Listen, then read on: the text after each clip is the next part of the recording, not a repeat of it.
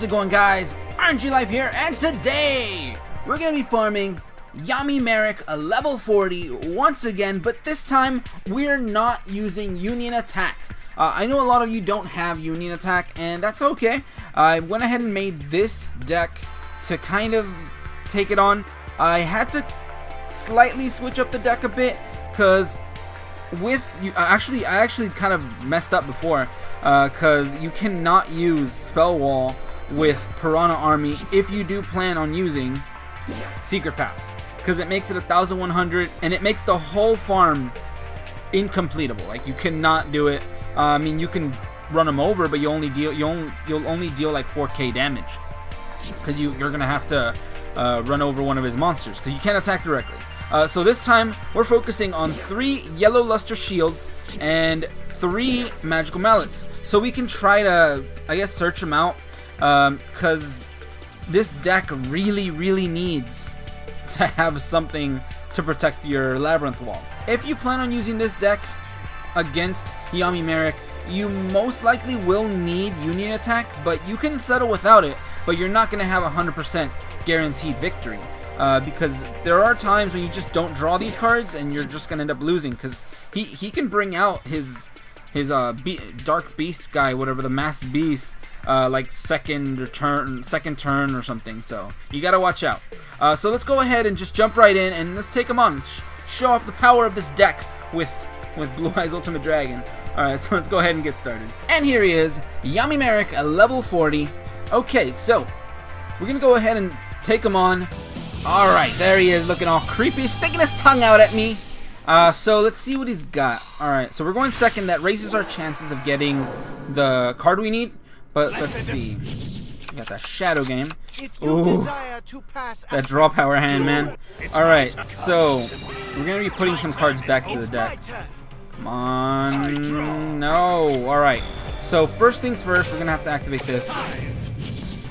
He can always pretty much just summon one of those masked guys and then summon Masked Beast next turn. So we got to be careful. So let's go ahead and set this and this. I'm not going to set the third one yet, but I will go ahead and activate probably on the start of my turn. Let's see what he's got. Okay, that thing, yeah, no problem yet. Alright, so we're not in danger yet, but he can summon that thing, and if he does, we're kind of screwed. So let's go ahead and activate the first one. Good thing we're getting a lot of draws here, so don't chain it. Never chain the activation of, what's it called? Goblin Housekeeping. Never chain it. So right now we're going to activate the second one, because there's one in the grave, so we get an extra draw. And all those last turn cards, man. Let's go ahead and put back Gift of the Martyr. Put back Gift of the Martyr. I don't think we're going to set anything yet. Let's hope he doesn't have his big beater yet. Uh-oh, what is it? Okay, yeah, Lord Poison. I don't know, but I think he might have locked himself out from summoning it. Oh my god, we got all the draw power, dude. So in this situation, he has all 3 of these guys, and I don't think he can summon it anymore, to be honest. I mean, he doesn't have any of his mask guys, which he needs. He needs those guys to be able to bring out the bigger guy. So I guess let's activate this. Why not? We can always put back double summon and Piranha, or whatever else we add. There's a Luster Shield. Let's go ahead and put back... Yeah, let's put back Piranha. It doesn't matter. It's just, all you do is manage your hand and put back all the last turn cards. And in this build, you have kind of... Let's activate this just to be safe. So now we're assured to not be run over by his monster. So he can't run over us now. We're safe there.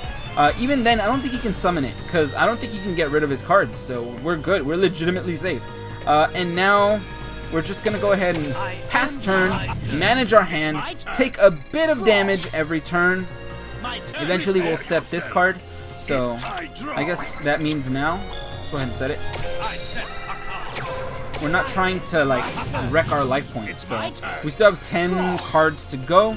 So that means 10 turns. So we have to take the damage of all the cards in our grave times 9 now.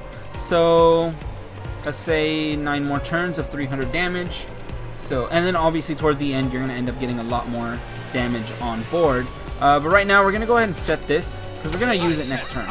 But right now we're gonna pass. We want to see if we draw a last turn card, which we most likely will. And there he goes. Oh yeah, also he has that Mask of Remnants that if its only ability is that if he plays it, it just shuffles it back into his deck. So it can only be used by the effect of Mass Beast, Desperadius, or whatever the hell it's called.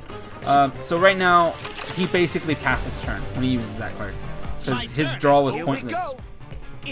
Alright, so what do we got? Magical Mallet again. Alright, we can shuffle pretty much everything back into the deck. I kind of want to save one of these and the trap. I want to save the trap and a pot. So we can put everything else back. Either that or start discarding things, which we don't want to do yet. And he has how many cards in hand? Like 5 or something. So we're getting close to him discarding stuff. So let's go ahead and put back this,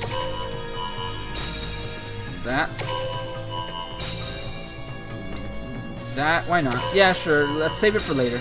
And one of these. We don't need them both in our hand right now, and that's good. Let's draw like what, 4? All right, we drew like almost all last turn cards except for these guys. 1, 2, 3, 4, 5, 6. All right, we can pass. Now we can pass. And we're taking 400. Slowly but surely, we are taking a bit of damage. Good thing is he's still at full life, and we kind of want him to have full life right now. Because if he starts hurting himself, that's not good. So we gotta always watch out, because Marik tends to hurt himself. All right, so we're gonna go ahead and set this and see if we can use it next turn. All right, so let's do that. Because I can just discard stuff if I wanted to, but I kind of don't, because my life points are in danger, and he drew the mask again. All right, so this is a run where he legitimately could not summon the big guy because he clogged up his field. So that thing's not coming out anymore. He has no way to summon it now. So let's go ahead and activate Magical Mallet once again. Shuffle the stuff back into the deck. All right, let's go ahead and put back. I guess we'll put back. Oh wait, we need to put back last turn cards, especially. So Piranha, Circuit, pretty much those, to be honest. The rest are just fodder. So we can put back some fodder cards. I'll put back some fodder cards. Nah, we're good. We don't want to put that many back, because see, we only end up drawing last turn cards. So now we might have to discard, unless he starts discarding. If we do discard, we'll just discard Yellow Luster Shield, and we will take about 600 damage or so. So let's go ahead and discard this. Take 600. All right, and if it wasn't for this card, we would be in a very dangerous situation right now. But we do have that card, so it does kind of protect our life a little bit. And he's starting to take damage slowly. We can go ahead and set this thing, because he's gonna probably pitch another card next turn. And if anything, we can also activate it and add one of these back into our deck, and kind of draw a few more cards if we wanted to. But first, let's go ahead and activate this. Let's activate it to heal and pass. All right, and we're already under him, so we're good. And he's matched with us now, or yeah.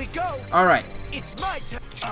But it's cool because we were planning on using Pot of Benevolence either way. So we're gonna put back his tomatoes, because we want him to have more cards in his deck than us.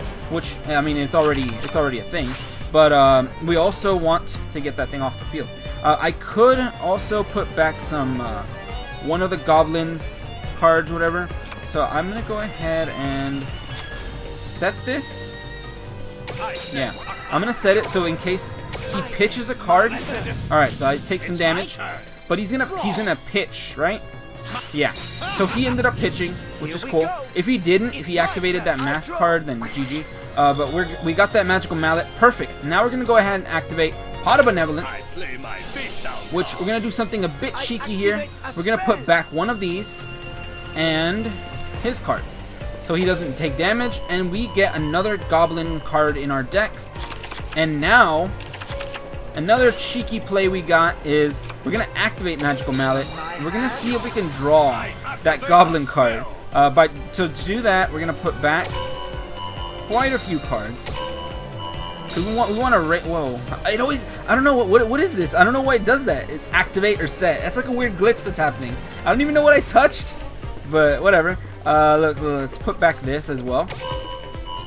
Of course, we're gonna put this back, and we can also put back Pot of Benevolence, just for the lulz, just to raise our odds of getting it. And let's draw. All right, we got it. Last card.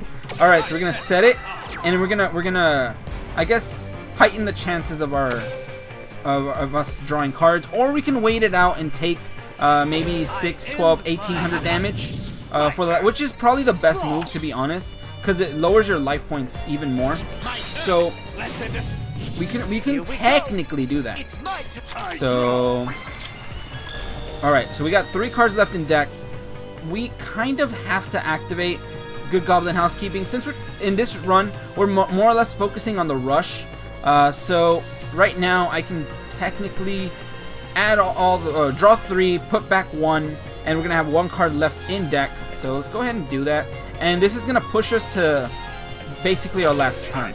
So let's go ahead and draw. We're gonna put back maybe like Circuit or something. It doesn't matter, just as long as it's the last turn card. So we can go ahead and put Circuit back. And now we have so many cards in hand that we're gonna go ahead and we have 1 card left in deck. We have to set this on our last turn. So set, and we're gonna discard some. Let's discard this. Alright, and we took some damage. So in the end, we're still under his life points, and I mean we're in a pretty decent place. I mean, we took some damage, drew that Circuit.